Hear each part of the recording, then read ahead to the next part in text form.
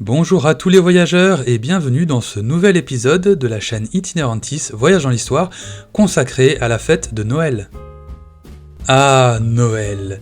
Les repas interminables rythmés par des plats plus caloriques les uns que les autres, les overdoses de chocolat et les kilos en trop qu'on s'efforcera de perdre après avoir promis que, cette fois-ci, je m'y tiendrai à ma bonne résolution de me remettre au sport. Ça sent le vécu tout ça, hein? C'est la fête familiale la plus connue dans le monde occidental. On est tous impatients à l'approche du 25 décembre de retrouver nos proches et de s'offrir des cadeaux. Quoique, tout dépend du cadeau, hein. On a tous connu le fameux présent qu'on a vite remisé au placard. Mais d'où viennent tous ces rituels?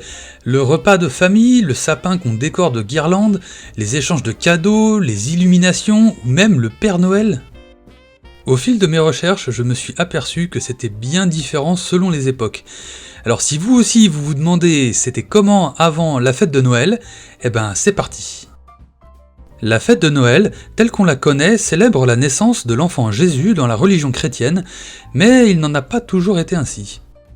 Dans l'Antiquité, le 25 décembre, on fêtait le solstice d'hiver, comme à Rome par exemple, où cette date terminait la célébration des Saturnales, donnée en l'honneur du dieu Saturne, qui s'étendait du 17 au 24 décembre. Durant ces 7 jours, les activités militaires, agricoles ou judiciaires s'arrêtaient. C'était l'occasion pour les mortels de vivre comme des dieux.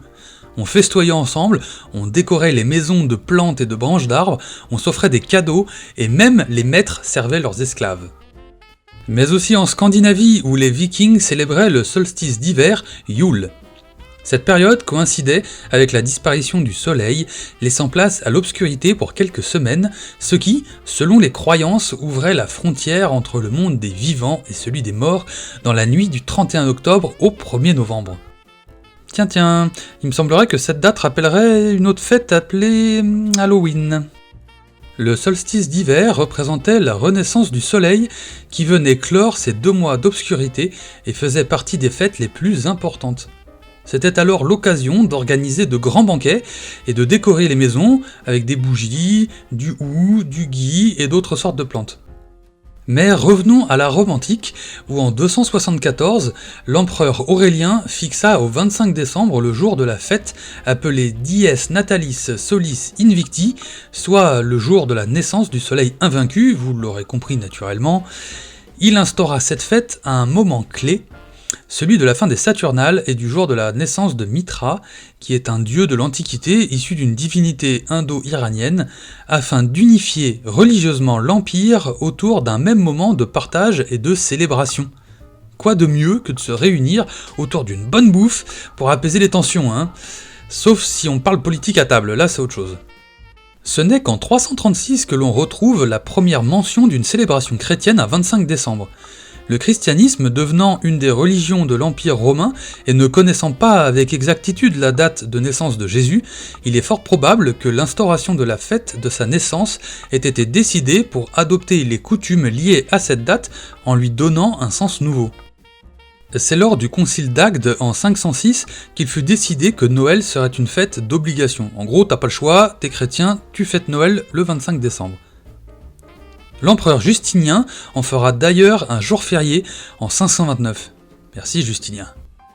Le 25 décembre revêt un aspect symbolique pour quelques personnages de l'histoire, et notamment Clovis qui fut baptisé un 25 décembre, probablement en 496, mais aussi pour Charlemagne qui a été couronné empereur par le pape le jour de Noël, suivi de Guillaume le Conquérant, couronné roi d'Angleterre en l'abbaye de Westminster le 25 décembre 1066.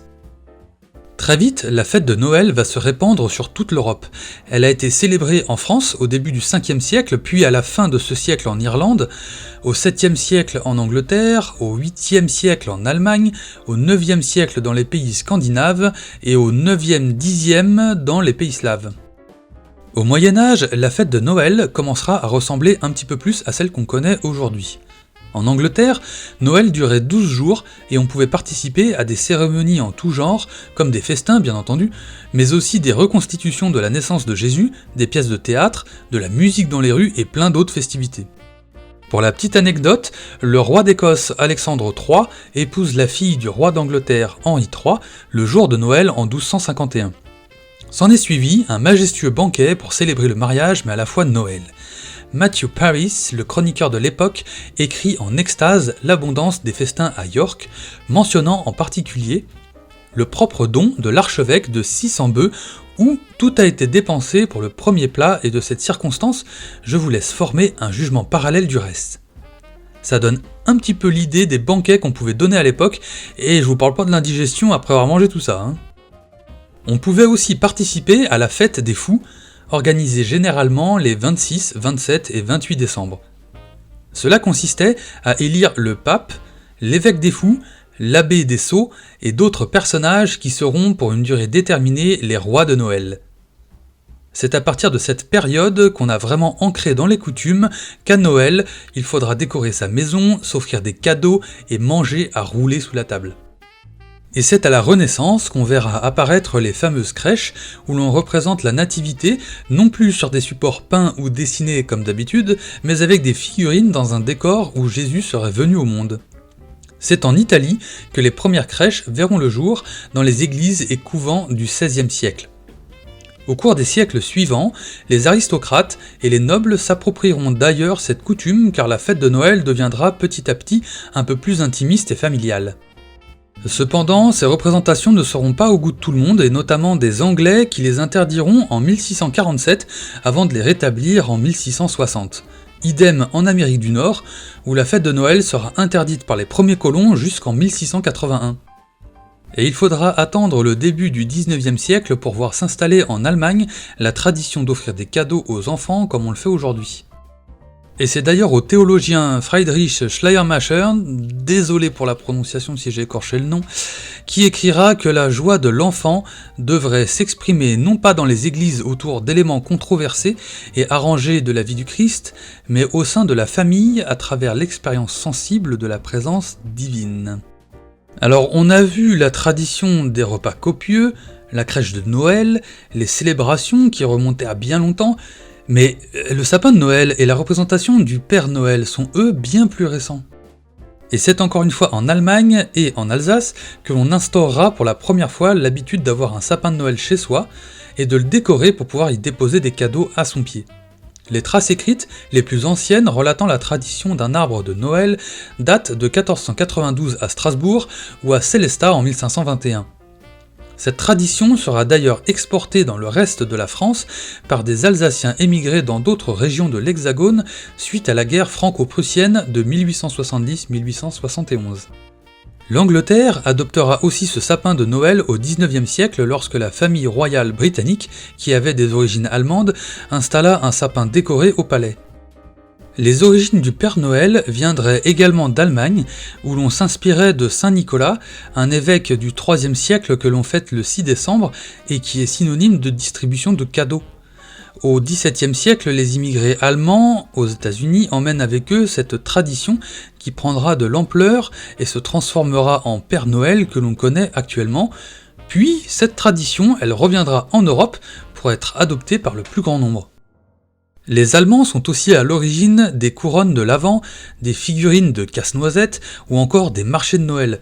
Ah, clairement, les Allemands question Noël, ils pèsent dans le game, hein. Le 25 décembre est une des dates les plus importantes de l'année, que cela soit pour des questions religieuses ou familiales, que l'on aime juste l'esprit de Noël ou que l'on soit impatient de recevoir des cadeaux, c'est une fête qui permet de rassembler tout le monde autour d'un même moment de partage. Et voilà, on est arrivé à la fin de cet épisode. Merci à tous de l'avoir suivi, en espérant qu'il vous aura plu, qu'il vous aura permis de mieux comprendre d'où venait la fête de Noël et comment ont évolué les célébrations de cet événement. Vous êtes de plus en plus nombreux à me suivre sur les réseaux et pour ça, un grand merci. Si vous avez aimé cet épisode, n'oubliez pas de lâcher un petit pouce bleu, ça fera toujours plaisir. Un commentaire, je manquerai pas de les lire et de vous répondre. Abonnez-vous à la chaîne pour ne pas manquer le prochain épisode et toutes les actualités.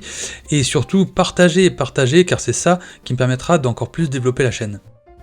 Il ne me reste plus qu'à vous remercier une fois de plus d'avoir suivi cet épisode. Et je vous dis à très bientôt sur la chaîne Itinerantis Voyage dans l'Histoire.